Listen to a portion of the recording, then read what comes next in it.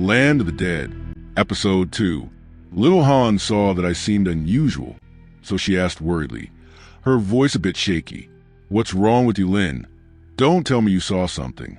I swallowed a mouthful of saliva, pointed at the gap between the two windows, unable to speak. Little Han and Duong nervously looked in the direction I was pointing. When they saw clearly what was inside, Duong suddenly chuckled and said, "Oh, Lin, don't be afraid. That's Mrs. Nup. She looks scary, but she's actually very gentle." Little Han let out a breath. She whistled at me and softly pleaded, "This little girl scared me to death. I thought you saw a ghost again." I wiped the sweat off my forehead, smiling awkwardly as I did it. I don't know what Mrs. Nup is like, but her appearance was really scary. Nohan didn't say anything, but secretly admitted the truth. I turned back to look at Mrs. Nup one more time, and then went home with Nohan and Duong. When we got to Tuong's house, we saw him walking back and forth in the house, as if he was looking for something. Nohan and I went out of curiosity to see. Seeing me, Tuong was surprised and asked, "Did you two find me for something?" Nohan quickly replied, "Oh, I saw you walking back and forth in the house. I thought you were looking for something, so we came in to see if we could help." Tuong smiled and continued, "Oh, I was looking for that mouse. It just crawled into my house, so I was going to catch it and throw out of the house. You know, I hate mice very much." As soon as Tuong finished speaking, a mouse as big as an adult's wrist crawled out from under the bed. I was scared and jumped back. Mr. Tuong kicked it hard. Under the force of his kick, the mouse could only cry out in pain and then fly out into the middle of the road, lying motionless. I guessed that it had probably gone to see its ancestors. After finishing, Mr. Tuong went into the kitchen and brought out a full bowl of rice, then sat on the bed placed in a corner of the house and diligently ate. While eating, he stopped chatting with the two of us, seeing that he seemed to have just come back from somewhere. I curiously asked, "Did you just come back from somewhere, Mr. Tuong?" Mr. Tuong was silent for a moment when he heard me ask that, then replied, "I just went with some other guys in the village to set some traps around the village and put some nets around it." I asked in surprise. "Set nets around the village, but what are they for?" This time, it was Han's turn to stand next to me, bewildered, and she asked me back, "Oh, you don't know what happened?" I opened my eyes wide and looked at Tuong, then at Han, and repeated the question. "What happened? What happened to our village that you don't know? Are you two hiding something from me?" Han heard me say that and determined that I didn't know anything, so she slowly told the story. For the past few days, all the chickens and ducks in our village have been dead overnight. Every single one of them has their necks bitten. At first, it was only chickens and ducks, but now there are pigs too. Just yesterday, Mr. Lillian's two piglets were bitten to death. Their deaths were exactly the same as the chickens and ducks that died before. The villagers suspected that wild animals from the mountains had come down to cause trouble, so they set up traps and fences around the village. I let out an "ah" sound. I glanced at Tuong. My mouth grumbled uncomfortably. "And yet you hid it from me. Didn't tell me anything." Tuong smiled and softened his voice to make peace. "Well, I was afraid that you would know and worry a lot and not sleep well." I didn't say anything but just snorted. Han continued, "Oh, isn't that what a wild animal did, brother? There's nothing to make Lin so scared that she can't sleep. Isn't it safer to lock the door when you get home?" Tuong put his bowl of rice aside and said heavily, "No, it's possible that this wasn't what a wild animal did. First of all, our village hasn't had any wild animals come down for a long time. I suspect that there are only a few small herbivores left on the mountain now. And even if there were still wild animals, they would have been hunted down by the veteran hunters in the village." He took a deep breath and continued, "Second, I didn't see any animal hair in the cage of the chickens and ducks that were bitten to death. It was all their feathers. But think about it. If it was an animal, it would have eaten meat. It wouldn't have just bitten the neck to death, but it would leave the prey as it is. Isn't that very unusual?" Little Han pondered what Brother Tuong had just said. After a while, her face turned pale and her voice was a bit off because of fear. "You mean it was the villagers who did it?" Brother Tuong nodded in confirmation. Little Han and I both took a cold breath. I stammered and asked, "But what good would it do if they did that?" Little Han also nodded. She also didn't understand the purpose of the murder behind this case. She didn't know what the motive was for the crime. Mr. Tuong was silent for a long time before answering. If for the living, this is a meaningless thing to do. But for the dead, it is different, my dear. I felt cold all over when I heard Tuong say that, and Han's expression kept changing. Seeing that Han and I seemed overly worried, Tuong laughed. I was just joking. This is just my subjective guess. There is no basis for it. So you guys just listen for fun.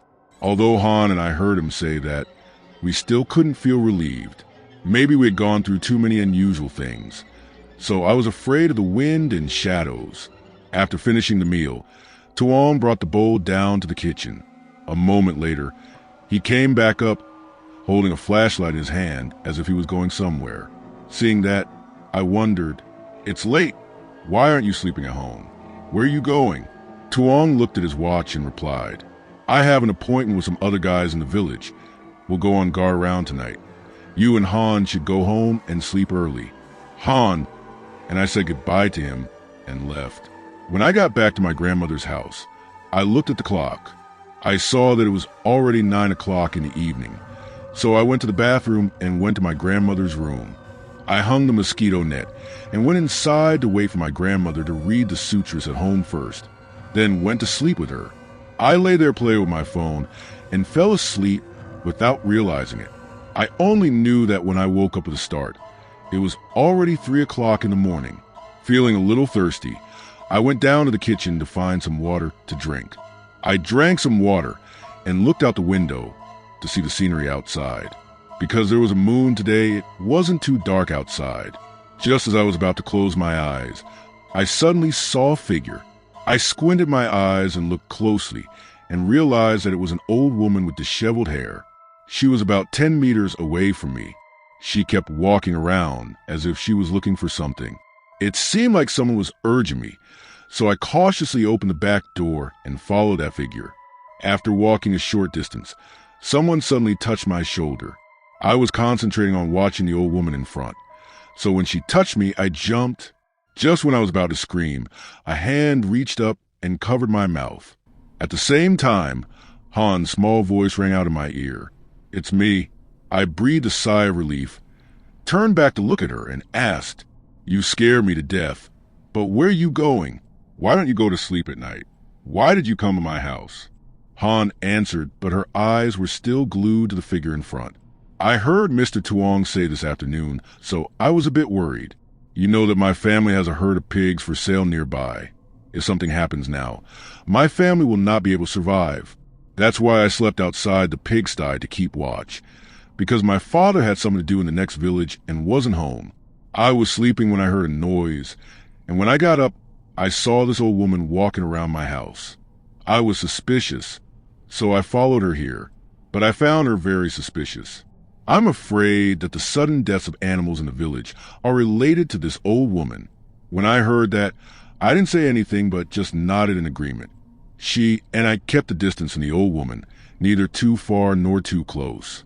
We walked like that for a long time. Suddenly, Han stepped on a dry branch, causing it to break.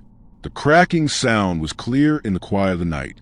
My whole body stiffened when I saw that strange old woman slowly turn around to look behind her when she heard the movement.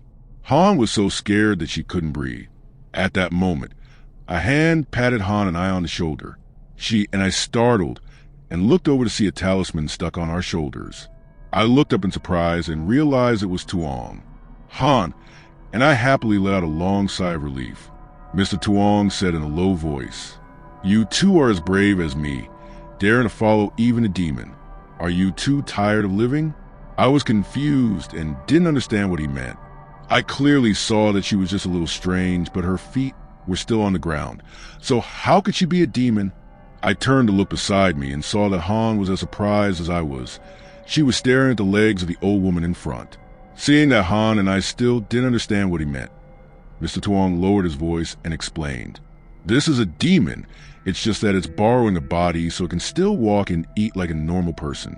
Just as I guessed, this demon is the culprit for the widespread animal deaths in our village." Han, and I shivered and broke out in a sweat.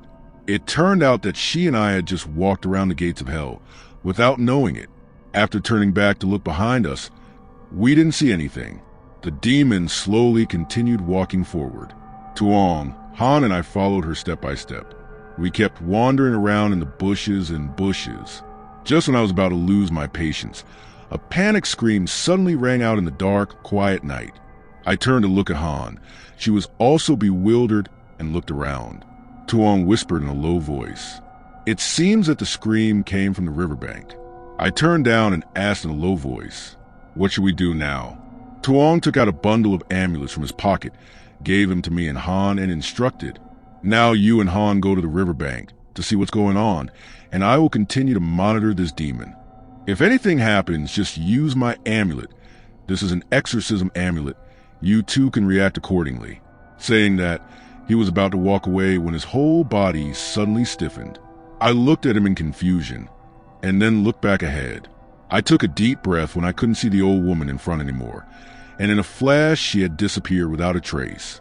Just when Han and I hadn't yet understood what was happening, Tuong snatched the amulets from my hand and threw them hard behind me.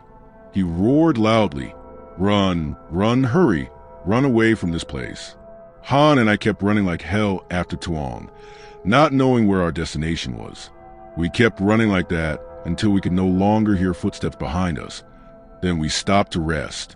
Han was breathing heavily and couldn't say a word, but Tuong seemed to be better. He still had the strength to move forward. Han, and I hurriedly followed behind. After a while, I reached the riverbank. I was a bit surprised because it was past midnight, and there were so many people gathered here. I was about to push my way up to see what was going on, when suddenly someone called my name from the left. I turned around and saw that it was my grandmother. She was walking towards me, mumbling something, but it was too far away for me to hear clearly. Her face still had a worried expression. Stopping in front of me, my grandmother asked, "Where did you go? I looked for you and your family, but couldn't find you." I was so worried. I forced a smile and replied, "Oh, just now, Han and I went to see Tuong fishing for snakes." My grandmother looked at me with a half-believing, half-doubting look. Without waiting for her to continue asking, I quickly changed the subject to another direction. "What's going on here that there are so many people gathered, Grandma?" My grandmother replied, "I heard that a crocodile bit Mr. Sao Leo's hunting dog to death." Grandma was also new, so she didn't know. After saying that, Grandma led the way and squeezed forward to listen to the story more easily. I also followed her closely behind. After seeing everything clearly in front, I felt a little cold.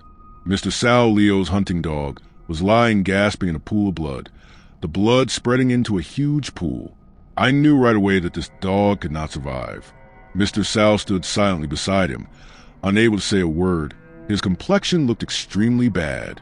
After a while of gossiping around, I learned that the village had not seen a crocodile for a long time. Since 1970 until now, there's been no news of a crocodile attack in the village. People speculated that this crocodile must have wandered down from upstream. Hearing that, I couldn't help but wipe my sweat, because luckily since I came back, I had not gone down to the river to bathe once. Otherwise, I might not have been able to return to the city.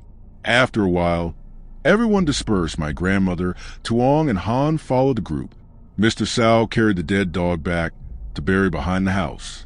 When we got home, I said goodbye to Tuong and Han and went inside with my grandmother. Before returning to my house, Tuong put a talisman in my hand. He told me to stick it on the window in the bedroom. I thanked him and turned away. This time, as soon as I laid down, I immediately fell asleep with nightmares without head or tail. The next afternoon, after finishing lunch, just as I was about to take a nap, Han suddenly ran in from outside, looking very urgent. "Hey, Lin, are you going to the riverbank to catch crocodiles?" I asked in surprise. "What did you say, catch crocodiles?" Han nodded. Without waiting for her to say anything more, I stood up and ran quickly to the riverbank. Han followed closely behind. When I got there, I saw that the crowd was even larger than yesterday. It was very difficult for Han and I to squeeze to the front. When we got there, I saw some hunters in the village tying a sheep with a large rope, and the sheep was full of jars and bottles. They used a knife to cut a deep wound on the poor sheep, causing the blood to flow continuously. Then they threw it into the river. Seeing Tuong standing there, I quickly ran over. When he saw me, he greeted me. I pointed down to the river and quickly asked, "What are you guys doing? Why did you throw the sheep into the river?" Tuong looked in the direction I was pointing and replied, "You guys use that sheep to bait crocodiles. Do you see that the sheep is full of jars and bottles? That is extremely strong poison. If the crocodile eats the sheep, it will definitely die from the poison." I heard him say that and gave him a thumbs up. To show my appreciation, Mr. Tuong just smiled and said nothing more. We just stood silently looking out into the middle of the river. No one wanted to miss the special development of the crocodile fishing experience. To be honest, this was the first time I participated in such a stimulating activity. We just stood there waiting, but still nothing happened. 1 hour, 2 hours, then 3 hours passed. Everyone was out of patience. Some people couldn't wait any longer and left without seeing the crocodile anywhere. After waiting for another 30 minutes, the crocodile still did not take the bait, so we dispersed and went home. The hunters also collected the sheep and went home to think of other ways. Han, Tuong, and I went to my house to watch a movie. A few more days passed, but there was still no trace of the crocodile, and the vampire did not appear again. It was as if both of them had disappeared at the same time. That afternoon, I was passing by Han's house when I accidentally saw the village chief's house, surrounded by a crowd of people. Out of curiosity, I went over to see what was going on. When I got there, I immediately covered my nose with my hand because the smell of blood was unbearable. I glanced inside and could not help but shiver at the terrifying sight. Inside the village chief's yard, the corpses of the 2 dogs he raised had their organs removed and blood stained a corner of the yard red. There were teeth marks on both of their necks. Their eyes were wide open. I could feel the fear hidden behind them. It seemed like they had encountered something terrible before they died. Suddenly, someone patted me on the shoulder. I turned around and realized it was Mr. Tuong. He gave me a meaningful look. I looked at the 2 dogs and looked back at him, my head nodding slightly. After a moment of terror, the whole family of the village chief gradually regained their composure. Although everyone was scared, they had to go to the bodies of the 2 dogs and bury them properly. His wife went to get water to wash away the blood in the yard. After a while of cleaning, the village chief's yard returned to normal as before. However, the fishy smell of blood still hadn't disappeared. Mr. Tuong looked at everyone and then leaned close to my ear and whispered, "You go back to my house quickly. Han and I are waiting for you there." Having said that, he turned and walked away first. Although I didn't know what he meant, I quickly followed behind. Arriving at the front of the house, he opened the door for me to enter. As soon as I entered, I saw Han was engrossed in reading a small piece of paper. I walked over and patted her on the shoulder, asking, "What are you and Tuong doing that is so mysterious?" Han put down the paper in her hand, rubbed her temples, and tiredly replied, "Tuong and I are studying the terrain around the village to find a way to set up an array to lure that demon out and destroy it." Tuong walked over and sat down next to me. He announced in a low voice, "I think we should put the matter of finding a way to destroy the demon aside. The important thing we need to do now is to protect the villagers. The blood of normal animals is no longer enough to satisfy its yang energy. Now it has switched to sucking the blood of black dogs. My dear, I'm afraid its next target will be the children in the village." Han and I both changed our expressions when we heard that. The tiredness on Han's face was completely wiped away. She sat up straight and looked directly at Tuong, her eyes filled with worry. She asked heavily, "So what should we do now? Do you have any way to protect the whole village?" Tuong was silent for a moment, then shook his head helplessly. Han and I opened our eyes wide and looked at him. Our hearts felt like someone had just punched us awake. We both thought he could do anything, forgetting that he was just a normal person. I kept looking at Han, then back at Tuong, not knowing what to say at this moment. Han let out a long sigh of frustration. Tuong frowned, his face dark as if he was thinking about something. After a while, he spoke up to break the heavy atmosphere. "Let's do whatever we can for now, and see where we can go, guys. I will go and give each family a talisman and a red string. I will also tell them what to do." Then he would set up the strongest magic formation within his ability to protect the village. That was all he could do. The rest was up to God. Saying that, he went into the house and took out a brown cloth bag that looked old and worn. Then he walked straight out of the house. Han and I also hurriedly followed. The first house we visited was Duong's house. His parents opened the door, and when they saw Tuong, they were both very happy. The two of them invited him in to sit, but he just shook his head. He took out a thin red thread and a golden talisman from his bag, giving those two things to Duong's parents. He seriously instructed, "You too know that our village has not been peaceful lately, right? Everything is almost beyond my control now. This time it was a dog that got in trouble. I'm afraid that next time it will be the children in our village. You must listen to me. Uncle and Aunt, stick this yellow amulet on the door and tie this red string to the door latch. If you hear any noise in the middle of the night, do not go out and open the door to check. Remember that." Duong's parents tremblingly reached out to receive the amulet and the red string, and thanked Tuong over and over again. We just kept going from house to house. By the time we finished, it was almost afternoon. Han rubbed her belly and said, "I think I should go home and eat. I haven't had anything since noon. I'm starving." Tuong nodded. "Okay, you two go home and eat. After we're done eating, we'll meet at the village temple." After saying that, we said goodbye to each other and went home.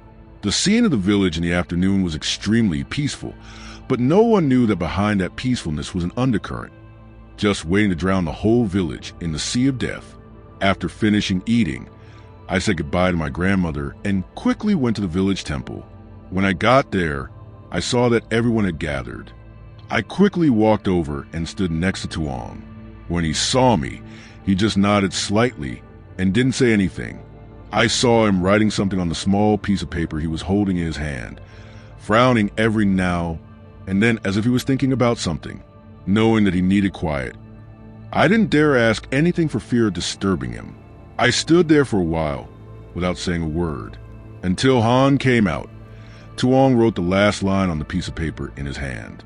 After finishing, he let out a breath and turned to the village chief, Mr. Lam, who was standing next to him. "I have already written down everything needed to set up the formation on this piece of paper. If there is anything, please help me prepare it for me." Mr. Lam nodded and reached out to take the piece of paper from Tuong. Then he and a few young men in the village turned and left. A moment later, he returned, carrying a lot of things. I focused my attention and saw a table with about a dozen bamboo poles, 2 roosters, white lime, a bag of salt, a bag of sticky rice, and 9 mulberry branches. Stopping in front of Tuong, Mr. Lam put those things down. Tuong took a step forward to check the things at his feet. After making sure that nothing was missing, he started setting up the formation.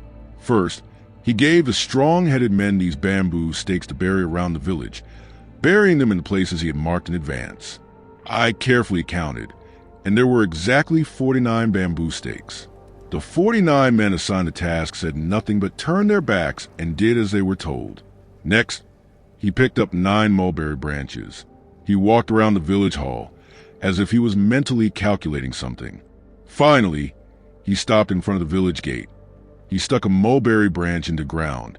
Then he walked another 9 steps and stuck another mulberry branch, until the last mulberry branch in his hand was stuck down.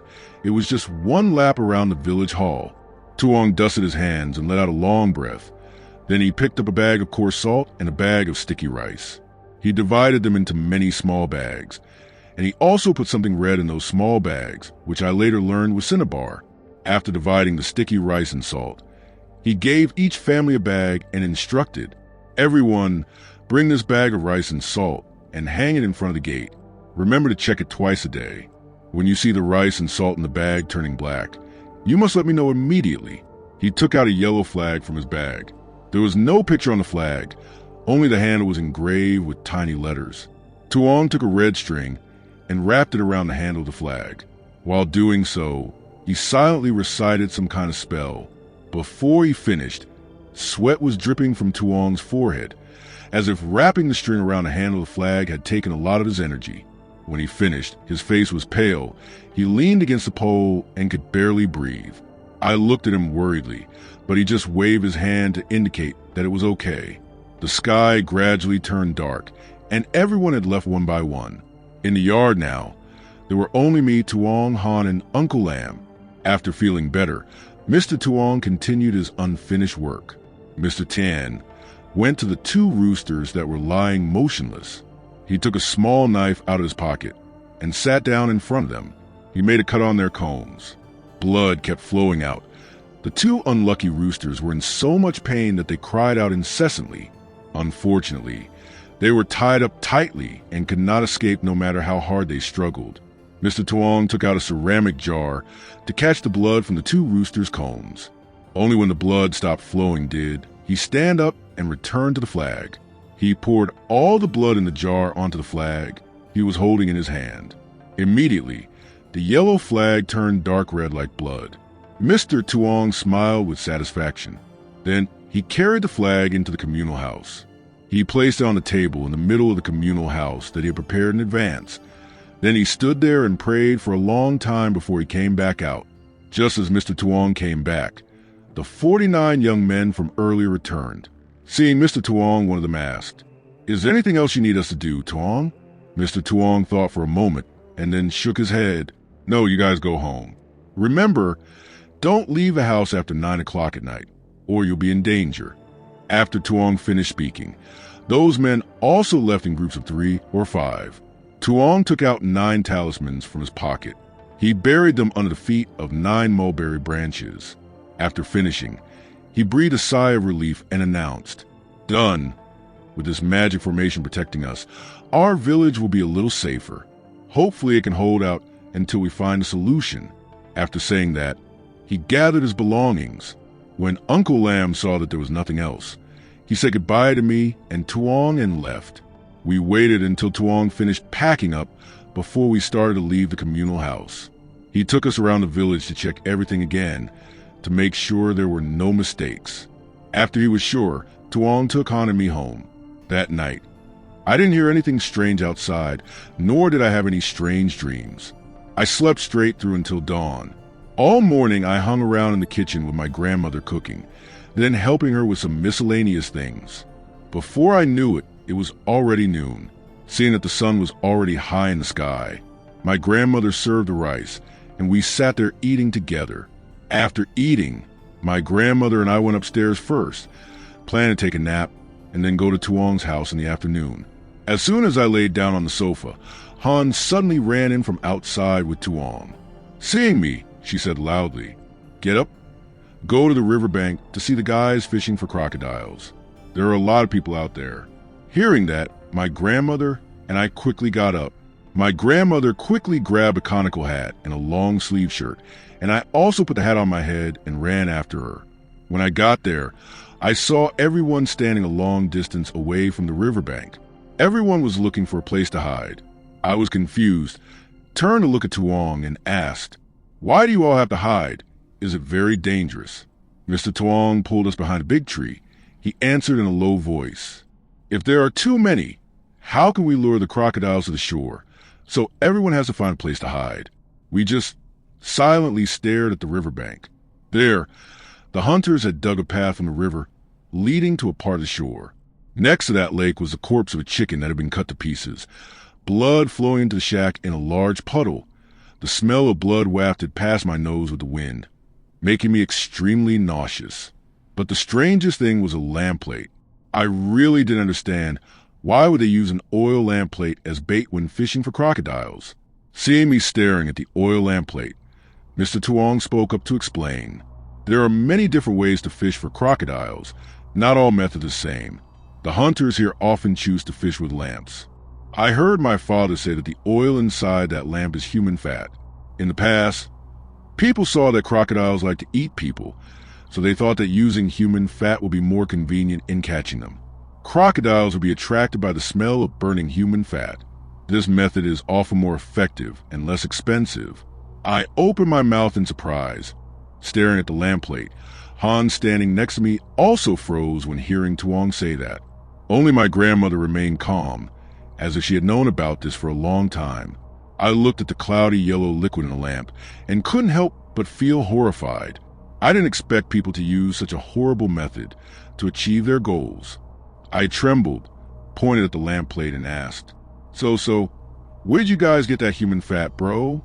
Tuong clicked his tongue and replied, You guys bought it at the border. It was bought a long time ago. But then you stopped doing it, so there was still some left. But it was just human fat. Who knows? You think it's just animal fat. But do you think human fat is easy to find? Even though I heard him say that, I still couldn't shake the feeling of nausea when I looked at the lamp-plate next to the rooster's carcass. Seeing that yellow fat made me feel like I couldn't eat dinner anymore. I raised my hand to wipe the sweat off my face, forcing myself to look away. Time just passed. We had been here for more than half an hour. However, there was still no crocodile. I raised my hand to cover my mouth and yawned. Just then Hans suddenly patted me on the shoulder. I jumped, turned to look at it. It didn't say anything, but raised its hand to signal me to be quiet. Then it pointed to the riverbank. I turned around and looked in the direction of its hand.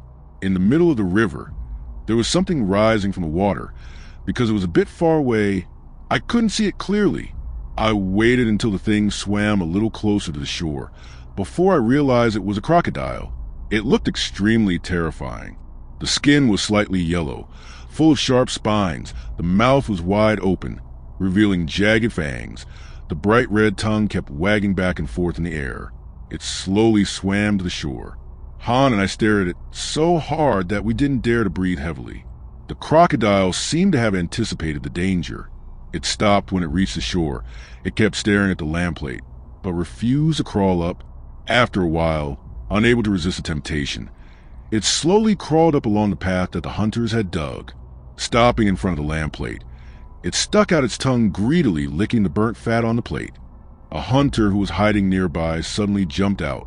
The crocodile saw the movement and opened its mouth to bite him, but as fast as lightning, he used a sharpened ebony spear and stabbed it straight into the crocodile's throat. Because of the pain, it roared and turned around to run back into the river. At that moment, another hunter jumped onto its back. He used a machete he was holding to cut it hard, cutting off the tendon in its tail. The crocodile was no longer dangerous. At that moment, everyone rushed out to surround it to get a closer look. The hunters took out ropes to tie it up, then carried it back to the village to butcher it. I, Tuong, my grandmother, and Han also followed behind. Because I couldn't stand the bloody scene, I didn't dare to go watch the crocodile being killed. Only Tuong and Han went, while my grandmother and I returned home. A moment later, Tuong and Han returned, carrying a bag of something. Seeing me, Tuong asked, Can you eat grilled crocodile meat? I had never eaten crocodile meat before, so I wanted to try it. I replied, Yes, you can grill it. After saying that, my grandmother, my brother, and Han went down to the kitchen. When we got to the kitchen, Tuong and my grandmother took turns, one preparing the spices, the other busy lighting the stove. A moment later, the crocodile meat was grilled. The aroma spread throughout the kitchen. I used chopsticks to pick up a small piece and put it in my mouth to chew a few times. The first feeling was that it was a bit tough. The meat was quite sweet. It tasted like chicken. Seeing that it wasn't too difficult to eat, I didn't hesitate anymore and ate it all. After finishing eating, seeing that there was still a lot of meat left in the kitchen, my grandmother said, Lin, bring some meat to Mrs. Nup, poor thing. It took me a while to remember who Mrs. Nup was. I replied, Yes, Grandma, I'll go right away. I walked over, put the meat in a plastic box, put on my conical hat, and went to Mrs. Nup's house. Brother Tuong and Han had nothing to do, so they followed me. It was no longer sunny outside, but it was gloomy as if it was about to rain. Brother Tuong looked up at the sky and urged, Hurry up, it's about to rain. If you don't get back in time, you'll get caught in the rain. When I heard that, I immediately increased my pace. The cold wind kept blowing against me, making me shiver. The dark clouds gathered more and more. It was only nearly 4 o'clock in the afternoon, but it felt like it was already 6 or 7 in the evening. After a while, I arrived at the door of Mrs. Nup's house. I stopped outside and looked in, not daring to go inside. I turned to look at Mr. Tuong, signaling him to go first. Mr. Tuong nodded, then walked quickly inside. Seeing that, I felt secure and followed behind. followed by Han. Once inside, I put the meat box on the table next to the bed and said hello. Hello, Grandma. My grandma sent you some meat. I left it on the table. Remember to eat it when you have something. Mrs. Nup did not answer. She just lay there motionless. Because she was lying with her face to the wall, I could only see her back, not her facial expression. So I did not know if she heard or not. I called out a few more times, but still did not hear her reply. Thinking that she might be sleeping, I walked over to shake her, but suddenly my whole body stiffened, my hand shaking slightly when I saw a red streak of blood on her neck. I took a deep breath, trying to calm myself down. Looking closely at the blood on Mrs. Nup's neck, I discovered that there was no wound on her neck. I thought that someone had cut her throat and killed her. I breathed a sigh of relief when I realized that my guess was absurd. Mrs. Nup was still alive. But as soon as I got over this shock, I was hit by another shock. If the blood was not Mrs. Nup's, then whose was it? I scanned Mrs. Nup's entire body from top to bottom. My eyes suddenly stopped at the dark, dry blood stains on her shirt. What was going on? Why was Mrs. Nup's blood like this? I quickly looked at Tuong and saw that he didn't say anything but just stared at Mrs. Nup, occasionally frowning. I gently pulled his hand, showing him the blood stains on Mrs. Nup's body. He didn't say anything but just gave me a silent signal. He cleared his throat a few times to clear his voice and then said, "The meat is on the table. Remember to eat it. It's about to rain. Goodbye and we'll go home." Then Tuong slowly walked out of Mrs. Nup's house. I also followed behind, trembling. Only Han was the most calm, because she didn't know the danger was near. After leaving Mrs. Nup's house, Tuong pulled me and Han to run for our lives. Han looked up in confusion and said, "What's going on?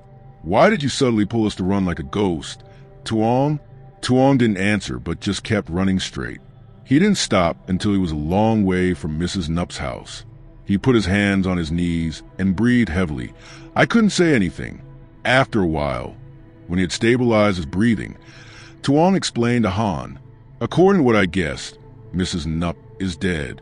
Little Han asked in surprise, "Is Mrs. Nup dead? Didn't you see her still blinking just now?" Let me finish.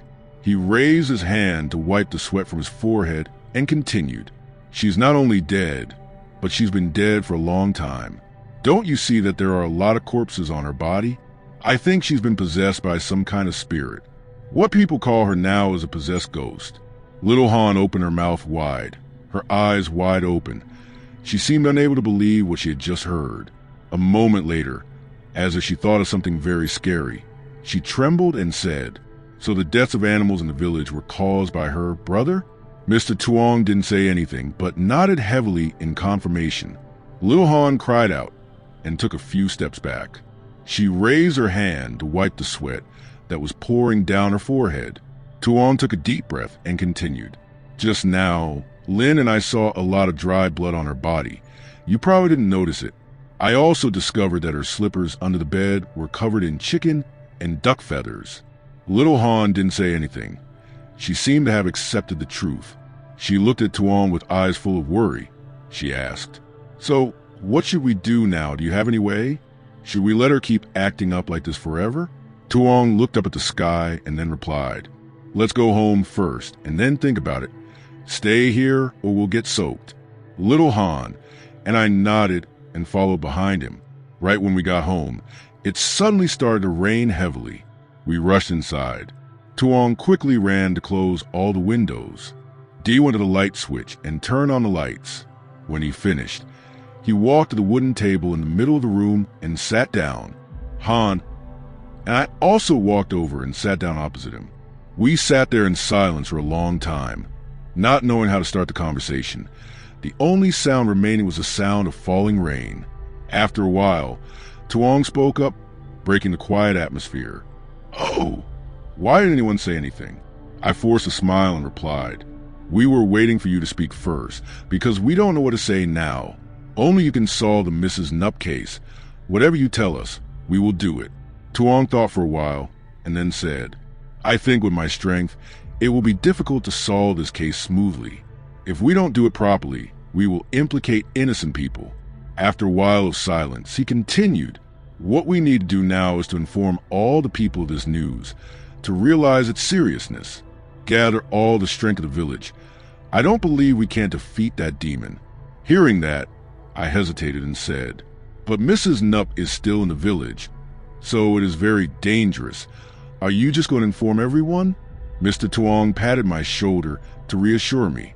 "Don't worry, I have already set up a formation and given out charms to everyone. Have you forgotten? Although the culprit is someone in the village, and someone no one expected. However, the power of the charm and formation can still protect everyone. Don't worry too much." Hearing him say that, I felt a little more at ease. My heart was no longer so heavy. Little Han, sitting next to me, had also regained her normal state of mind. She just sat there staring at the rain through the crack of the door, absent-minded, as if she was thinking about something, waiting for the rain to stop. We quickly split up and went around the village to inform everyone that Mrs. Nup was a blood-sucking demon that had been there all this time. Upon receiving the news, everyone was shocked, not daring to believe what we said. But the truth was so obvious, it was impossible not to believe it. In the end, everyone had to accept that Mrs. Nup had become a ghost. Mr. Tuong and the village elders went to communal house to meet to find a way to solve Mrs. Nup's case. Since we were also present in Mrs. Nup's house at that time, we were allowed to go along. During the meeting, no one had any solutions. Someone even suggested burning down the house, to burn Mrs. Nup to death from the inside. Seeing that the solution was too cruel, Mr. Tuong, Han, and I strongly opposed it. The majority of people there also did not agree, so the solution was not approved. We sat in the communal house for many hours, but could not find any good solution. There were many solutions proposed, but all of them were too cruel. Seeing that none of them were feasible, Mr. Tuong finally spoke up. "Let's expel the demon that is possessing Mrs. Nup's body. Do you think my solution is good?" The village elders looked at each other without saying a word. Everyone nodded, as if they approved of the solution that Mr. Tuong had just proposed. Seeing that, I quickly said, "But if that is the case, Mrs. Nup will definitely die, right?" Mr. Tuong nodded heavily. "That's right, my dear. Without the ghost controlling her body, Mrs. Nup is just an inanimate corpse." I couldn't bear to say, "Isn't that too cruel?" Mr. Tuong sighed. "She has been dead for a long time, my dear. Letting the ghost torment her forever is a pain for her. Now that the ghost has left her body, I will stick with her to help her free herself." When I heard that, I didn't say anything more. Mr. Tuong also stood up to greet the elders and left. Han and I also hurriedly followed behind him. He took us home, then he left. When we got inside the house, I saw my grandmother sitting and mending a shirt. So I said hello. When she saw me, she immediately urged, "Why are you back so late, my dear? Hurry up and go down to the kitchen to eat some rice. Grandma has warmed it up." After saying that, my grandmother pulled me quickly down to the kitchen. While eating, I told my grandmother everything that happened today. After listening, my grandmother just clicked her tongue and said nothing, sighing every now and then. I also silently focused on eating quickly so I could go to bed early. A moment later, my grandmother suddenly said, "I don't know why, but lately our village has been facing one problem after another, and I'm always worried." I stood up to clean up the dishes, and while doing so, I reassured my grandmother, "It's probably okay, Grandma. It's probably just a coincidence. Tomorrow everything will be better than today. The boat will straighten out when it reaches the bridge. Grandma, don't think too much and get a headache." Even though I told my grandmother that, I still couldn't dispel the feeling of anxiety in my heart. My grandmother didn't say anything more, but stood up to help me clean up. Before going to the bedroom, my grandmother went to the altar, lit a stick of incense for my grandfather, and then went to sleep. My grandmother and I kept tossing and turning, but we still couldn't sleep. The image of Mrs. Nup kept appearing over and over in my mind. Her dark, wrinkled skin, her messy, stiff hair, her soulless, sunken eyes. It was like a horror movie playing over and over again in my head. Beside my grandmother, who was breathing evenly, I was tired but still could not fall asleep, until I could not bear it anymore. I finally began to fall asleep, In my dream, I saw a black shadow on the head of my bed. That black shadow reached out to stroke my head. I don't know why I didn't feel very scared, but my whole body couldn't move even a fingertip. Suddenly, there was a knock on the door. The black shadow on the head of the bed immediately disappeared, as if it had never existed. Before the black shadow disappeared, I still heard a man's voice in my ear, telling me not to open the door. I opened my eyes with a start, relieved to find that it was just a dream. Just as I was about to go to the kitchen to get some water to drink, there was a sudden knock on the door. I was so scared that I dropped the mug I was holding on the ground, making a sound. The knocking became more and more frequent, as if the person outside was in a hurry. Strangely, with such a big commotion, my grandmother was still sleeping soundly. I took a deep breath, trembling, and asked, "Who is it? Who is knocking on the door?" The answer was the sound of knocking on the door that kept ringing. I don't know where I got the courage to walk step by step to the house first. When I reached the door, I stopped and continued to ask, "Who is it? Who is out there? Is it you, Mr. Tuan?" There was still no answer. The knocking on the door also stopped. I stood still, not even daring to breathe loudly, listening to the movements outside. But waiting for a long time, the person outside still did not take action. Just when I was about to turn around and leave, the knocking on the door suddenly rang out again.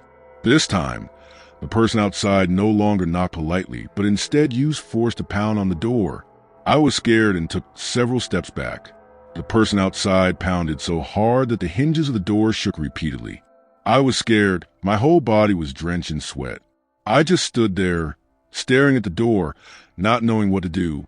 Seeing that standing still was not the way, I mustered up all my courage and approached the door. I slowly looked through the anti-theft hole that my father had made for my grandmother. I squinted my eyes and looked carefully. Outside was a woman's figure. Her back seemed to be bent a lot, so I guessed that she was old.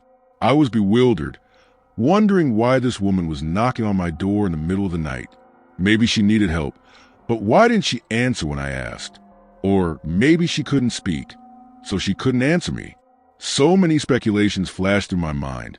In the end, I decided to open the door for her.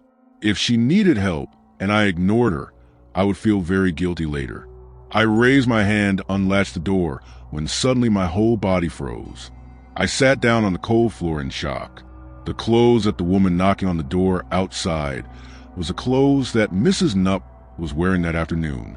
There was no doubt that the woman outside the door was Mrs. Nupp. I was so scared that I quickly backed away to get as far away from the door as possible. It seemed that Mrs. Nupp outside also guessed that I had been exposed, so she stopped banging on the door. She just laughed ferociously. Her laughter echoed in the quiet space of the night. The laughter grew louder and louder. The sound was like a drill, drilling straight into my mind. I put my hands up to cover my ears, but it was useless. I held my head and lay on the floor. My mouth kept mumbling, but I couldn't say anything. Suddenly my body was shaken violently, and my grandmother's worried voice rang out in my ear. Lynn, wake up, what's wrong with you?" I sat up and looked around, seeing that I was still in my grandmother's room. So everything just now was just a dream. I breathed a sigh of relief. But in my dream, I had another dream, and this was the first time I had it. Seeing my slightly pale face, my grandmother was worried and continued to ask, "What's wrong with you, Lynn? Did you have another nightmare? Are you feeling okay?" I took a deep breath and replied, "I'm fine. Grandma, I just feel a little tired." Then I told my grandmother about the dream I had just had. After listening, my grandmother frowned for a moment before saying, "That black shadow, my grandmother thought it was probably my grandfather. He came back to warn me in advance, so I would know where to avoid it. Well, that was lucky. Otherwise, I don't know what would have happened if I had opened the door." When I heard my grandmother say that, I nodded in agreement, because from the voice I had just heard, I had secretly guessed it was my grandfather. Seeing that I didn't say anything more, my grandmother opened the mosquito net, went to the altar to light incense for my grandfather, then returned to the bedroom to continue sleeping. I also lay down, trying to lull myself to sleep again. The next morning, when I woke up, my grandmother was already awake. She was preparing breakfast in the kitchen. When she saw me, my grandmother told me to hurry up and eat while it was hot. Today, my grandmother made braised pork ribs and beans. After eating and cleaning, the sun was already shining. My grandmother left me at home, and she and a few friends went to the village market to buy food for the day. I was bored at home and didn't know what to do, so I took out my phone and called Han. Before the phone could connect, Han came in from outside. I saw her, so I turned off my phone and put it in my pocket. She looked around the house and asked, "Where's your grandma, Lin?" My grandma went to the village market. "Is there anything wrong?" Han replied as she pulled me out of the house. "Oh no, I didn't see your grandma early in the morning, so I asked, it's scary to be home alone. You and I should go find Tuong." When Han and I had just arrived, Tuong also came out of the house. It seemed like he was going somewhere. Seeing that, Han quickly asked, "Tuong, where are you going?" Tuong closed the fence door and replied, "I'm going to the village elders to discuss the matter of exorcising the evil spirit from Mrs. Nup's body today." When Han heard that, she happily said, "Then can you let me and Lin go with you?" Tuong didn't say anything but just nodded. Han and I saw that and quickly followed. While walking, I told Tuong and Han about last night's dream. The sky gradually turned dark. Dark clouds followed the wind to cover a corner of the sky. The sun was gradually hidden by dark clouds. Everything seemed to signal a heavy rain. After telling the story, before Tuong could say anything, T ran quickly from afar. Stopping in front of Tuong, he said in a heavy breath, Tuong, you quickly go to Mrs. Ho's house. Mrs. Nup is going crazy over there. She keeps screaming and banging on Mrs. Ho's door loudly." When Tuong heard that, he immediately ran like the wind to Mrs. Ni's house. Han and I also hurriedly followed behind. When we arrived, everyone had gathered in a large circle, forming a large circle around Mrs. Ni's house, each holding a stick. Mr. Tuong pushed the crowd aside to create a small path for us to follow behind. As soon as we reached the front, Mr. Tuong immediately took out a talisman and threw it hard at Mrs. Nup to attract her attention. Just as Mr. Tuong had wanted, Mrs. Nup was glaring fiercely and banging her hand loudly on Mrs. Ni's door. After he threw the talisman at her, she immediately turned around and looked at him with fierce eyes. She kept baring her yellow teeth, growling like a wild animal. I could still see flesh and red blood between her teeth. Seeing that scene made me feel sick. Mrs. Nup raised her hand and jumped at Mr. Tuong to attack him. He dodged to the side, avoiding her attack.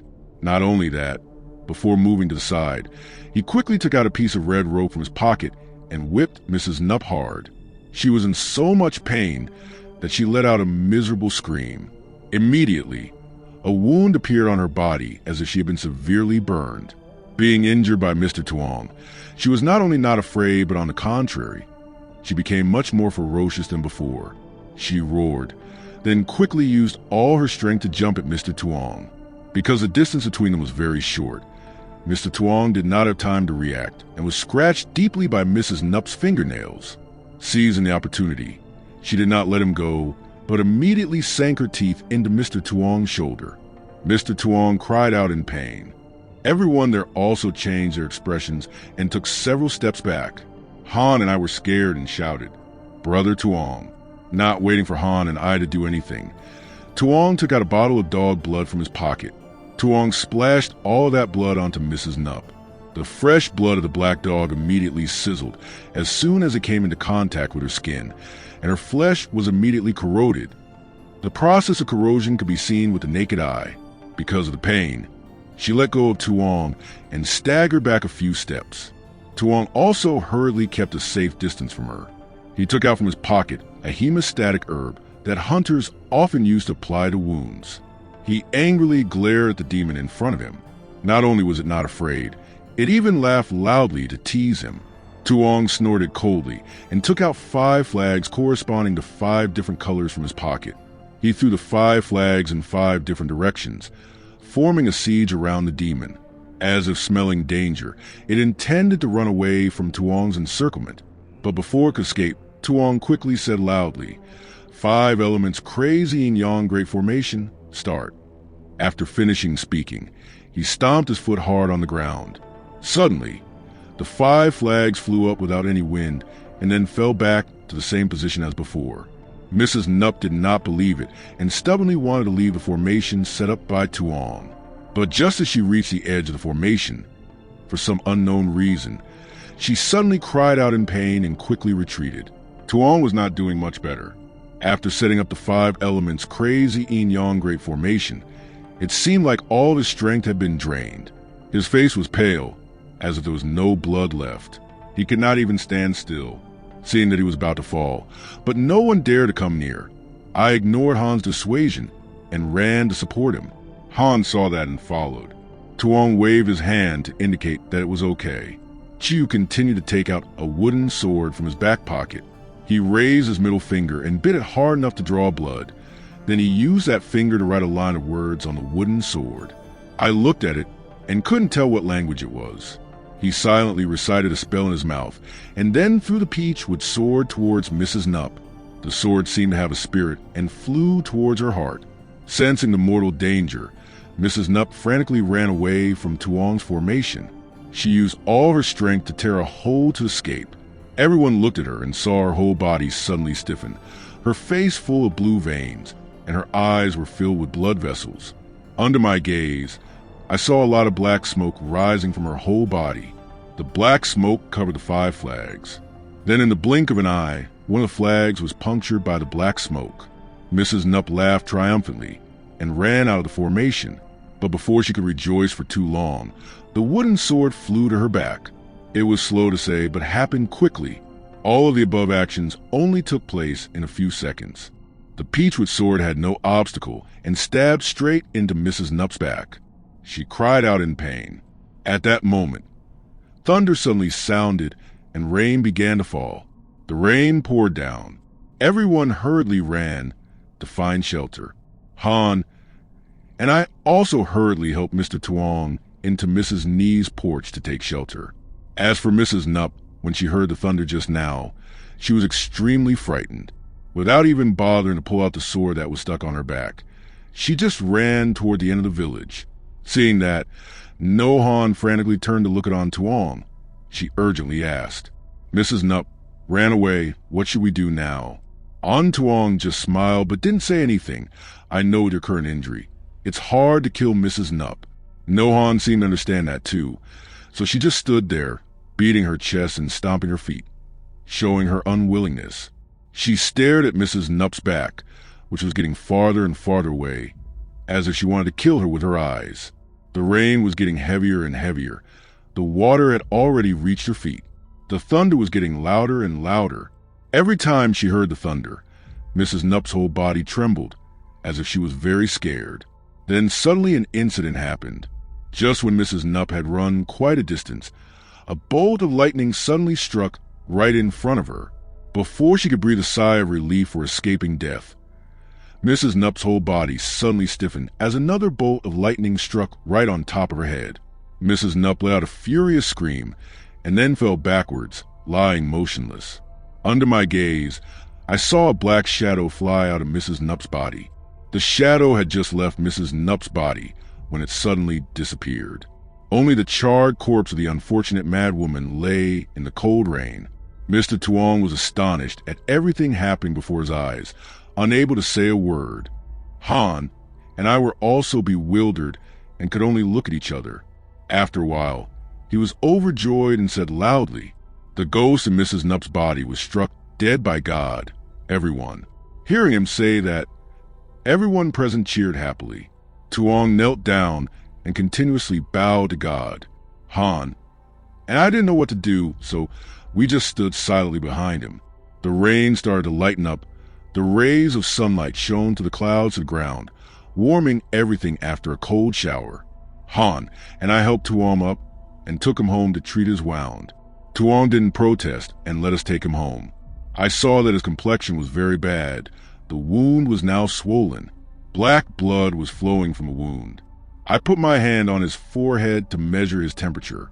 It seemed like he had a fever. I felt his forehead was quite hot. I worriedly said to Han, "Hey Han, it seems like Tuong has a fever." Little Han turned back and shook Tuong. She asked, Tuong, How are you feeling? Tuong didn't answer, but just mumbled something in his mouth. His eyes were hazy, gradually showing signs of going crazy. Seeing that, I panicked. Tuong, answer me. Don't scare me. Tuong. But the only response I got was Tuong's silence. Little Han and I looked at each other worriedly. We didn't know what to do anymore. The only thing we could do now was to take Tuong home quickly, thinking that Little Han and I used all our strength to walk as fast as we could. But we had support Tuong, so our speed was still slower than usual. It took a long time for me and Little Han to be able to help him home and put him on the bed. At this time, Tuong seemed to have regained consciousness. He looked at me and said, "Thirsty, I'm thirsty." I hurriedly ran down to the kitchen to get him some water. Tuong trembled as he held the glass of water in his hand and brought it to his mouth to drink in one gulp. He handed the glass back to me and was about to say something when suddenly his eyes closed and his hands dropped. The glass of water fell to the floor and shattered, creating an extremely ear-piercing sound. I was scared and shouted, Tuong, what happened to you? Tuong. Han ran in from outside, saw Tuong lying unconscious on the bed. So she turned to me and asked in panic, Tuong, what happened to Tuong? I told her everything in a whisper. After listening, she urgently told me, "You stay home and find a hot towel to wipe his body and clean his wound. I will find someone to change his clothes and invite a doctor to see if he is okay. If not, quickly take him to the infirmary." After saying that, she ran out of the house as fast as lightning, and I stayed behind to hurriedly do as she told me. I went to the kitchen to boil hot water to wipe his body and put on his forehead. While waiting for the water to boil, I found some cotton and red medicine to clean his wound. After I finished, Han also returned. Behind her was a middle-aged man, stopping in front of Tuong's bed. She turned around and said to the man behind her, "Uncle Kim, please change his clothes for me." Uncle Kim nodded. Han and I knew what to do and avoided him so he could change his clothes. After he finished changing, Han and I went back into the house. Uncle Kim raised his hand to touch Tuong's forehead and said, "The fever is too high. If it doesn't go down soon, it will be dangerous." Saying that, he took out a handful of leaves and gave them to Han. He said, "Take these leaves to the kitchen and crush them for me, then bring them up and apply them to his forehead." Han nodded to Uncle Kim and took the leaves and quickly went to the kitchen. Uncle Kim continued to take out a wooden box that was carved very delicately. Uncle opened the box. Inside there were many needles of different lengths, all made of silver. He pulled out the 3 longest needles and stabbed them straight into Tuong's 2 ears and the middle of his forehead. I was so scared that I closed my eyes and didn't dare to look anymore. But it wasn't like I imagined. After stabbing the 3 needles into Tuong's body, Uncle Kim didn't do anything else. It seemed like he was waiting for Han to bring the medicine up. Not long after, Han also came up from the kitchen, holding a mortar containing the crushed leaves from earlier. Uncle Kim reached out to take the mortar and applied the medicine to Tuong's forehead. After finishing, he went to the water jar in the front yard to wash his hands, and then went back into the house. He approached and used his hands to press on the acupuncture points on Tuong's head and the soles of his feet. Over time, Tuong's complexion also improved, no longer pale and ashen like before. Uncle Kim raised his hand to wipe the sweat from his forehead. He went forward to pull out the 3 needles from Tuong's body. Immediately, black blood flowed out through the needle holes. Seeing that, Uncle Kim let out a breath and said, "It's okay. He'll wake up after a few hours of rest. He'll be fine in a few days. You guys here take care of him. Remember to boil the medicine I prescribed for him to take on time. I've written the details on a piece of paper. You guys just have to follow it." Then Uncle Kim took out some medicine and a small piece of paper from his pocket and placed them on the table. After he finished, he went straight to the door to leave. Han and I took him outside, thanking him over and over again. Uncle Kim just waved his hand and said nothing. After Uncle Kim left, Han turned to me and said, "You stay and watch over Tuong. I'll run home and cook him some porridge, so that when he wakes up, he'll have something to eat."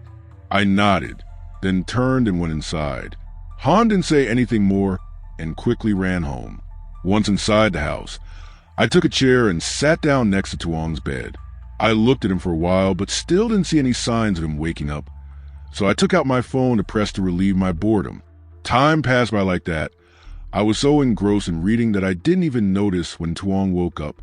It wasn't until he coughed a few times that I quickly looked away from my phone. Seeing that he was awake, I happily said, "You're awake, are you thirsty?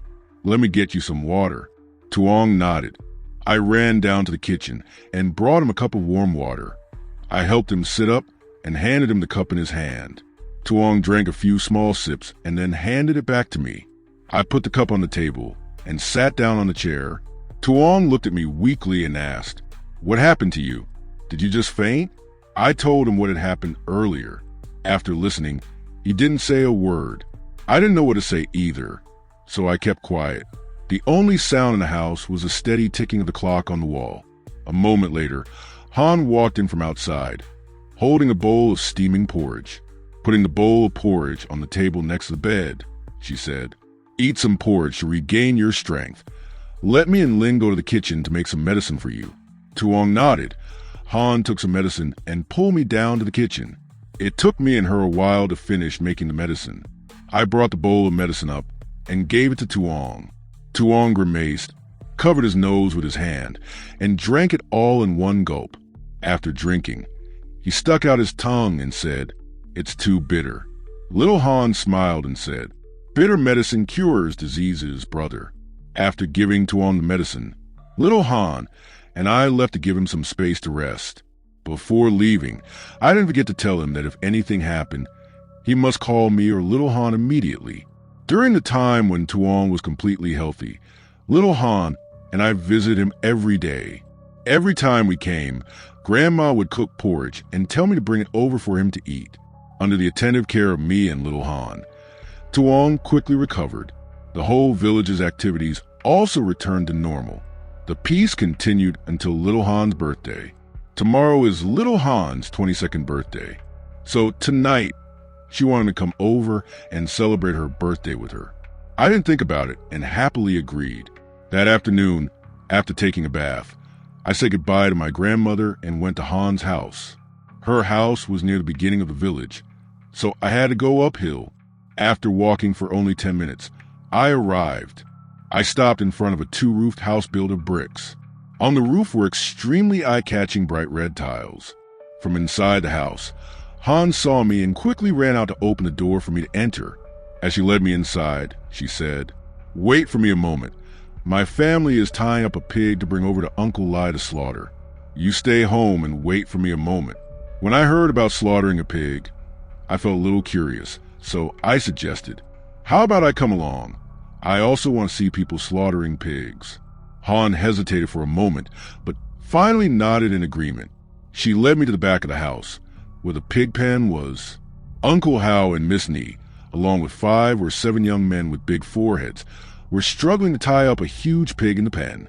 With great difficulty, the whole group of people were able to tie the pig up.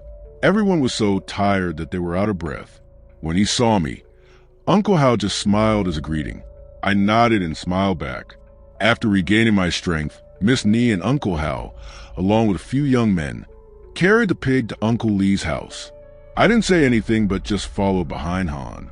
I thought Uncle Lee's house was far away, but unexpectedly it was right behind Han's house. I didn't look closely just now, so I didn't know. Stopping in front of Uncle Lee's yard, everyone placed the pig on a floor covered with reddish-brown tiles. Uncle Lai heard the noise, so he came out of the house, still holding a butcher knife in his hand. The blade was shiny and sharp. He quickly walked over to stand next to the pig, looking up and down at the pig's body. It seemed to smell danger. It kept squealing loudly. After a moment of silence, Uncle Lai clicked his tongue and said, "This one looks fat, probably more than 100 kilos. Miss Ni nodded in confirmation.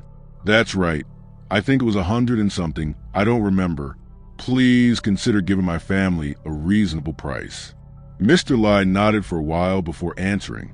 "Okay, I'll pay 500 more than usual for this one. What do you two think?" Miss Ni pondered for a while before nodding slightly. Mr. Lai saw that and slowly walked toward the pig. Miss Lean, his wife, came out of the house, holding a large bowl in her left hand and a bottle of white wine in her right hand. She lit 3 incense sticks and stuck them in front of the pig. She mumbled something. While praying, she poured the wine in the bottle she was holding onto the ground. After finishing, she moved aside. Little Han pulled me back several steps. Uncle Lai took a deep breath and then held the knife in his palm. He raised his hand, put all his strength into his arm, and then stabbed it straight into the poor pig's throat. It writhed in pain, its eyes wide open as it looked at Uncle Lai. From the wound, fresh blood flowed out continuously. The blood flowed like a stream, flowing into the bucket in her hand. The bright red blood fell onto the bucket, creating small red bubbles. The fishy smell of blood filled the air. The poor pig's screams kept ringing out. Hidden in those screams, I could feel his despair and pain. Even so, Uncle Lai still did not hesitate. He used force to cut hard into the pig's main artery. The blood continued to flow more violently than before. The pig was in so much pain that it kept struggling. The young men there had to use all their strength to hold it back. Uncle Lai withdrew his bloody hand and stepped back. His face was still calm, as if he was not the one who had caused the bloody scene. He went to the faucet to wash the blood off his hand. When he returned, the pig was lying still. Blood was still flowing from the wound on its neck. I held onto Han's hand and said in a trembling voice, "Stop it, I'm so scared." Han smiled and followed my pull to leave Uncle Lee's yard. When I got to Han's house, I let out a breath. Raising my hand to wipe the sweat off my forehead, I weakly said, "Mom." I couldn't bear the sight of the blood just now, but Uncle Lee's face was still calm, as if he didn't see anything. He's really talented. No, Han replied in a matter-of-fact tone. Of course, people kill 1 or 2 pigs every day, sometimes up to 3 or 4. For nearly 10 years, how could I not get used to it? I heard that and wondered, and what does he do for a living? Don't tell me he's a butcher. No, Han shook her head. No, he just kills pigs to earn extra money. He and his wife have a meat stall at the district market. He often buys pigs from people in the village to slaughter and sell for profit. After listening to her explanation, I just kept quiet and didn't say anything more. Just thinking about how Uncle Lai had killed thousands of lives in the past 10 years made me feel cold inside. But I couldn't blame him. After all, it was all for a living. We stood there in silence for a few minutes before Miss Nee and Uncle Hao came up from behind the house. Looking at me and Han, Nee raised her voice and said, "Why are you two standing here? Why don't you go inside and prepare for the party?" Han didn't answer, but just nodded to Nee and then pulled me into the house. Nee didn't say anything more, but turned around and got into the car with Hao, as if she was going somewhere. I looked at Han and asked, "Where are your parents going? It's your birthday today. Aren't your parents home with you?" Han answered, but still didn't turn her head. "No, my parents went to the district to pick up Nee, because she's going to field trip at the school in the district. They'll probably be back soon." Saying that, she quickly walked back to the kitchen. I followed closely behind. The food had already been cooked by Nee, Han, and I just needed to heat up on plates and bring it upstairs first. She and I fumbled around for a while, and then it was done. Just as we were about to go out to the yard to welcome the guests, Tuong walked in from outside. Behind him was a young man. He was quite tall but a bit skinny. His eyes were big and round, jet black. His face was angular. His nose was quite high. When he smiled, his crooked teeth were revealed, looking very charming. When Han saw that young man, she was suddenly confused. She asked in surprise, "Oh, Jong, what are you doing at my house?" I turned back to look at him in surprise, not understanding why he spoke to the guests who came to the house like that. At that moment, Tuong suddenly spoke. "I invited John to come with me. Do you think it's convenient? If not, I'll tell him to go home." Han hesitated for a moment and then shook his head. Jong looked at Han's unwilling attitude and felt a little sad. But when Han agreed to let him stay, his face became as bright as before. I looked at Jong's attitude, then looked back at Han's attitude, secretly guessing that these two people definitely had something to do with each other. The attitude looked strange. The moment I raised my head, I caught Tuong's eyes looking at me. Our eyes met. He winked at me mischievously. I smiled but said nothing.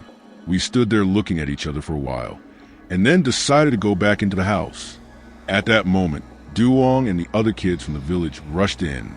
Seeing Han, they said loudly in unison, "Happy birthday, Han. We have a present for you." Saying that, Duong handed Han a bunch of purple flowers. That flower looked extremely beautiful, light purple, with thin petals, growing in clusters. Later I found out that it was water hyacinth. Nohan smiled brightly, reached out to receive it, and said, "Oh my God, you guys touch me so much. Thank you guys. You guys come in and sit and play with me." Having said that, Nohan turned around and led the whole group into the house. We sat down and watched the kids laughing and talking. Thanks to that, the atmosphere was much more peaceful than before, no longer awkward like before. 15 minutes later, the second aunt and Uncle Hao returned. Nee was the first one to run into the house. As she ran, she shouted, Big sister, happy birthday to you, big sister." Nohan didn't say anything, but just smiled. Nee ran over and sat down next to me and Nohan. I looked around and felt that something was still missing. After thinking for a while, I suddenly remembered. I reached out and nudged Nohan and asked in a low voice, "You can buy a cake?" Han's face showed a hint of sadness. She replied in a small voice. I tried very hard to hear clearly. "No, my family is a bit difficult these days, so I didn't buy a cake for my birthday this time." As soon as she finished speaking, Nee walked in from outside, holding a small birthday cake in her hand. Han saw that, and her eyes were filled with surprise. We all stood up and clapped our hands to sing happy birthday. As soon as the song ended, I saw the corners of Han's eyes were a bit wet. We ate, drank, and played together until late at night before stopping. Because it was a bit late, I decided to stay and sleep with Han for the night. After helping me and Han clean up, Tuong and Jong left together. Han and I went to the back of the bathroom before going into the room. Nee usually slept with Han, but today I was staying over, so she came to sleep with her parents, so that Han and I could sleep more comfortably. Entering the room, I couldn't help but be curious, so I quickly asked, "Do you have a problem with Jong? I think you and him are weird." Han avoided my gaze and replied, "No, you're just overthinking things. He and I are normal. You're lying. I can tell right away that you and him have a problem. Tell me quickly, otherwise I'll use force." After a while of interrogation, I found out that Jong liked Han. He had been pursuing her for a few years, but she still refused. The reason was that Jong had been married before, so her mother didn't approve. When I heard that, I burst out laughing. "Oh my God, in this day and age, you still care about such things. If you find someone compatible, then love them. If not, then go your separate ways. Having been married before, it doesn't matter, as long as he truly loves you." Han wanted to say something, but hesitated for a moment and then stopped. Even though I said that, I understood her dilemma now.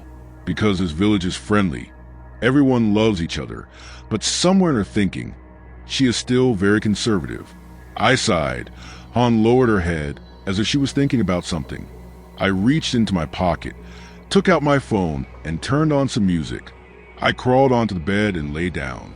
Han saw that, and also took off her slippers and lay down next to me. She and I lay there without saying anything to each other, each of us having our own thoughts. The only sound in the space was the sound of crickets chirping, lotus flowers mixed with the rustling of the wind. After lying down for a while, Han fell asleep first. I reached out to turn down the volume of my phone and tried to lull myself to sleep, but I kept tossing and turning but still couldn't sleep. I felt extremely uncomfortable. I turned over, finding the most comfortable position for myself. After a while, I gradually became confused and then fell asleep without realizing it. I was sleeping when I was suddenly awakened by noises behind Han's house. It sounded like someone was walking back and forth nonstop, but the footsteps were a bit strange, as if two people were walking at the same time. The footsteps were sometimes gentle, sometimes they were deliberately stomping loudly for everyone to hear. I was annoyed because I was sleeping soundly but was woken up, but now the footsteps kept going around and around, making it impossible for me to sleep anymore. Annoyed, I lifted the mosquito net and tiptoed out of bed, doing the gentlest thing possible to avoid waking Han. At first, I also intended to wake her up to go with me, but seeing that she was sleeping so soundly, I couldn't bear to wake her up. But the strange thing was that the footsteps were so loud, but no one was woken up except me. Han was the same. She was still sleeping soundly. Thinking that maybe today Han's family was tired because they were preparing for her birthday, I didn't pay much attention to this detail. I decided to go to the back of the house alone. I don't know why I was so brave at that time. It was like someone had stolen my fear. I walked step by step to the back of the house. When I got there, I stopped in front of the window that overlooked Uncle Lee's yard. I looked around, saw no one, and the footsteps from earlier had stopped. I stood there for a while, but still didn't see anything strange. Did I hear wrong, or was I so sleepy that I was hallucinating? I shook my head to clear away my thoughts, then went to the water bottle to pour a glass of water to drink. Just as I was about to return to my room, the footsteps from earlier rang out again. I turned back to look out the window. I almost froze in place when I saw clearly the appearance of the thing in front of Uncle Lee's house, who was also the owner of the strange footsteps from earlier. Outside Uncle Lee's yard now, there was a very large pig walking back and forth. It must be 5 times bigger than a normal pig. It kept wandering around the yard, occasionally looking inside Uncle Lee's house. I was scared and stepped back. What was I seeing? I didn't know whether to call that pig a ghost or something else. The only thing I could confirm was that it wasn't a normal pig, or was it a pig spirit, as if it sensed someone was looking at it. It followed and turned to look straight at me. I jumped, quickly raising both hands to cover my mouth to avoid screaming. It squinted its eyes viciously and stared at me through the window. We looked at each other for a while. Suddenly, it slowly walked towards me. I was scared and kept retreating until my back hit the cold wall. That strange pig was getting closer and closer, but I couldn't escape. I looked around to find a way to escape. But for some reason, everything in front of me was blurry, and I couldn't see clearly. That pig was getting closer and closer. My whole body gradually stiffened, and I couldn't move. I could only stare at that strange pig in a daze. It stopped in front of the window. It was motionless for a moment, then used its head to hit hard, causing the window to collapse immediately. I screamed in horror. No. I sat up and opened my eyes. Han sat next to me, looking at me with worried eyes. It turned out that everything just now was just a dream. I let out a long sigh of relief. I took a deep breath to try to calm myself down. After a while, seeing that my breathing had stabilized, Han asked, "What's wrong with you? Did you have a nightmare?" I nodded, not knowing whether I should tell her about that dream or not. After hesitating for a moment, I finally decided to tell her the whole story. After listening, she opened her mouth in surprise. She stammered back, "Did you dream about a huge pig? What a strange dream." I shook my head and laughed. "I don't know either, or is it?" I left the sentence unfinished. Han frowned and urged, "Or is it? Tell me. There's still plenty of muddy water to fish in. I guess it could be the souls of the pigs that Uncle Lai killed. Now they can't escape their hatred, so they've come back to take revenge." Han's eyebrows furrowed even tighter when she heard that, as if they were about to stick together. I didn't say anything more, leaving the space quiet for her to think. After a while I spoke. "Hey, I'm so thirsty. Come down to the kitchen with me." Little Han didn't answer, but just stood up and walked ahead. I saw that and immediately got out of bed to follow. She led me straight to the kitchen. I went to the water bottle, poured out a full cup, and drank it all. Then I turned around and went back to the room. At that moment, little Han suddenly staggered. She held my shoulder for support and couldn't breathe. Seeing that, I worriedly asked, "Han, what's wrong with you?" Little Han didn't answer, but tremblingly pointed out the window. Suddenly, my heart was filled with an ominous feeling. I slowly looked in the direction her hand pointed. Outside the window leading to Uncle Lee's yard, there was a very large pig standing silently staring into his house.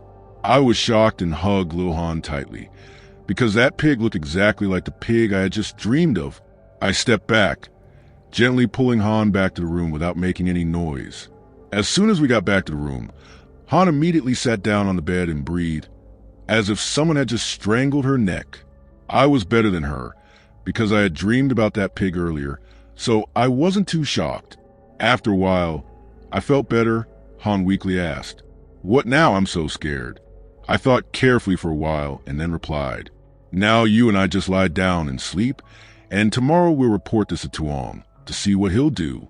Han heard that and could only follow, because right now there was no better way. She and I lay back down on the bed, trying to lull ourselves back to sleep, but I lay there for a long time but still couldn't blink. The image of that strange pig from earlier kept lingering in my mind. I just lay there and fell asleep without realizing it. The next morning, seeing that Han and I were still sleeping, Ni came in and told us to get up and go to the kitchen to have breakfast. Han and I finished breakfast when it was almost 10 o'clock, so we went straight to Tuong's house. When we got there and didn't see him, I ran over to ask my grandmother. My grandmother frowned and thought for a moment before answering. This morning, I saw her go with Jong to the village entrance. I didn't ask, so I don't know where they went. Han and I sat in my house, waiting for Tuong for more than 10 minutes before he came back. She and I hurried over. Seeing me and Han seeming in a hurry, Tuong was surprised and asked, "Do you two need something from me? Why do you seem in such a hurry?" Han suddenly stopped when she saw Jong sitting in Tuong's house. She hesitated and stood right at the door, half want to go in and half not. Seeing that, I pulled her hand and walked straight to Tuong. I said, "Oh, I've been waiting for you for a while. Han and I have something to ask you." Tuong sat down on the chair, then signaled for me, and Han sat down too. I pushed Han down on the chair next to Jong. Then I also sat down opposite Tuong. I hesitantly looked at Han. Seeing me looking, she thought quickly and nodded. I took a deep breath, then seriously told Tuong about the dream and the strange pig that Han and I had witnessed together last night. After listening, Tuong fell into deep thought. He placed his chin on his palms. He looked into the air as if he was thinking about something. We sat there, not daring to disturb him, afraid of interrupting his train of thought. After a while, Tuong spoke up, breaking the silence. "According to what you just said, I guess it could be a vengeful spirit." Me, Han, and Jong heard Tuong say that, and it seemed like we were all in a fog. This was the first time I had heard of vengeful spirits. Before that, I didn't even know about their existence. Seeing that we didn't seem to know what a vengeful spirit was, Tuong continued. "Animal vengeful spirits are the true souls of animals filled with fear and suffering, which gives rise to resentment before death. When their lives end, these vengeful spirits often seek revenge on those who cause their deaths." Can you imagine? I nodded. It turned out that animal vengeful spirits were more easily understood as animal ghosts born from hatred. If so, then the pig spirit in Uncle Lee's yard kept staring at his house, which was understandable, because he was the one who caused so many animal deaths. It wouldn't be strange if it came back to take revenge, but if so, I'm afraid that Han's house next door will be affected. Han had been silent all this time, but now she spoke up. "That means Uncle Lee's family is in danger, right?" Mr. Tuong nodded. "That's right. But this is just my guess. I'm not sure anymore. I have to see it with my own eyes to give an accurate answer." Mr. Tuong frowned and thought for a moment before continuing. "Okay, now it's like this. I'll come to your house tonight to investigate. If that's true, I'll find a way to solve this case." Han softly said yes and continued. "Yes, please help me in Uncle Lee's house, because Uncle Lai is also a good person. He only slaughters animals to make a living, to support his family and send his children to school. He doesn't often help people, but he has never harmed anyone." Tuong nodded. We sat there for a while longer, and then each went home. That evening, as promised, Tuong and I went to Little Han's house together. As soon as we arrived, I saw Jong standing in front of Little Han's gate. Tuong approached and patted on Jong's shoulder. Jong turned around in surprise. Seeing me and Tuong, he smiled brightly in lieu of greeting. Tuong didn't say anything but just winked at Jong, and then turned to Little Han's house and called out, Han, come open the door for me." Noi Han quickly ran out of the house to open the door for us to come in. Seeing Jong was also there, Han was only slightly stunned for a second before raising her hand to open the door. Her attitude towards Jong seemed to become much more calm. Today, Han's parents and younger sister went to her maternal grandparents' house for something, so she was home alone tonight. I looked at the spacious house with no one and shivered slightly. Han led us straight to the back of the house. Stopping at the pigsty, we looked at Uncle Lee's front yard. Tuong stared at the place where Uncle Lai used to slaughter pigs. Siyu looked at that place without blinking, as if he was observing something. Aye. Han and Jong looked around everywhere, but couldn't see anything. Suddenly, Tuong took out a golden talisman from his pocket. He held a lighter and lit it, then threw it hard towards Uncle Lee's place where he slaughtered pigs. The talisman just flew in front of that place, and suddenly went out. Tuong tried again and again, but the result was still the same. Mr. Tuong let out a long sigh. The truth is 9 out of 10 certain. Let's go inside now. Standing here is useless. Let's go inside and discuss a solution together. Saying that, he turned and walked ahead. We also hurriedly ran after him. When we got inside, Mr. Tuong walked over and sat down at the table next to the window. Me, Han, and Mr. Jong also sat down next to Mr. Tuong. Just as he was about to say something, a bird flew in from outside. I looked closely and realized it was an owl. It flew straight toward Han's ancestral altar and flapped its wings wildly on it, causing the flower vase and the incense burner to fall over. The flower vase shattered into many pieces. The flowers from the altar fell down everywhere. Han was so shocked that her whole body froze. She stared at the mess on the ancestral altar without saying a word. After a while, she regained her composure and ran back to the altar, using her hands to catch the owl that was lying motionless on it. Aye. Tuong and Jong also ran after her, but before we could run back, the owl had flapped its wings and flew out the window. Han was stunned, looking out the window, her lips trembling, but she didn't say anything. Tuong sighed and went over to help Han clean up the mess the owl had made. When he finished, he pulled us back to the table and sat down. Only then did No Han regain her composure. She nervously asked, I'm suddenly so scared. I heard people say that if a vase on the altar breaks, it's a bad omen. Is that right? On Tuong pondered for a while before answering. Yes, I'm afraid that my family is about to have a disaster. Although No Han had guessed a few parts, when hearing On Tuong confirm it, she couldn't hide her shock. She didn't say anything but just frowned as if thinking about something. On Tuong also kept quiet to wait to see what she would say next. After a while, she spoke, her voice almost lost. Why have there been so many incidents in our village recently? I don't know if our village is about to have a big disaster. You see, first it was the story of Mr. Ba's house. Then I was hidden by a ghost. Then Mrs. Nup turned into a demon. Then the crocodile appeared. And now something is happening to my family. Why do I suddenly feel so uneasy, brother?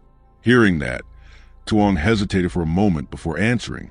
Not only that, but recently, our village has been gathering a lot of negative energy.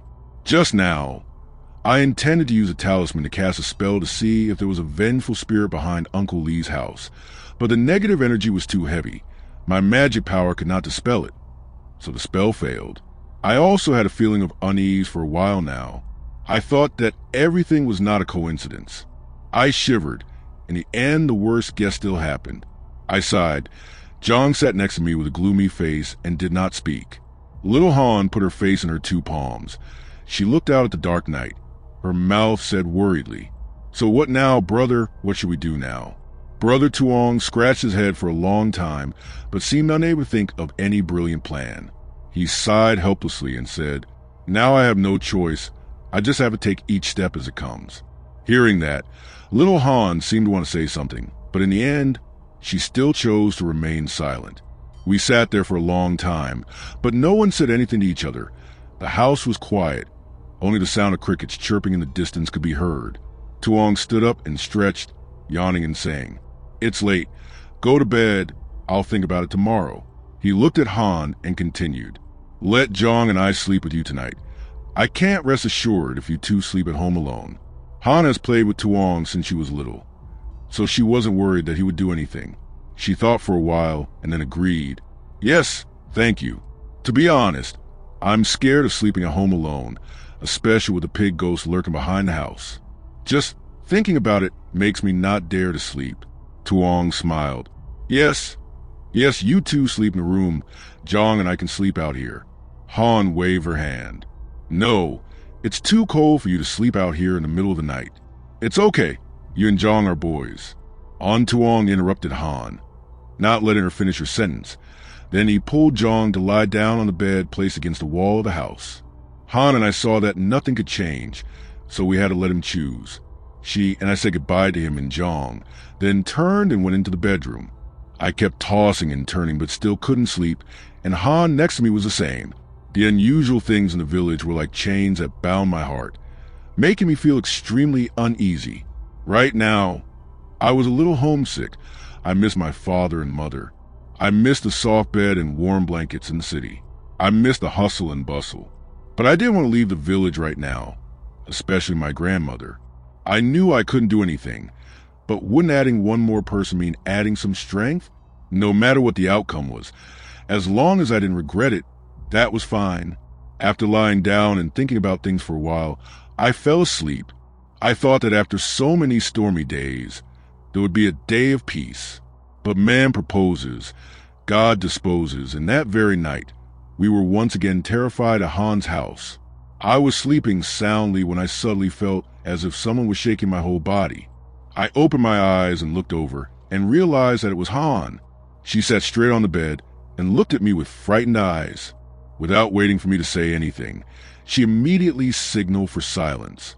She pointed toward the front of the house, signaling me to listen to something. End of episode 2. Please come back tomorrow to watch the next episode. Thank you and goodbye.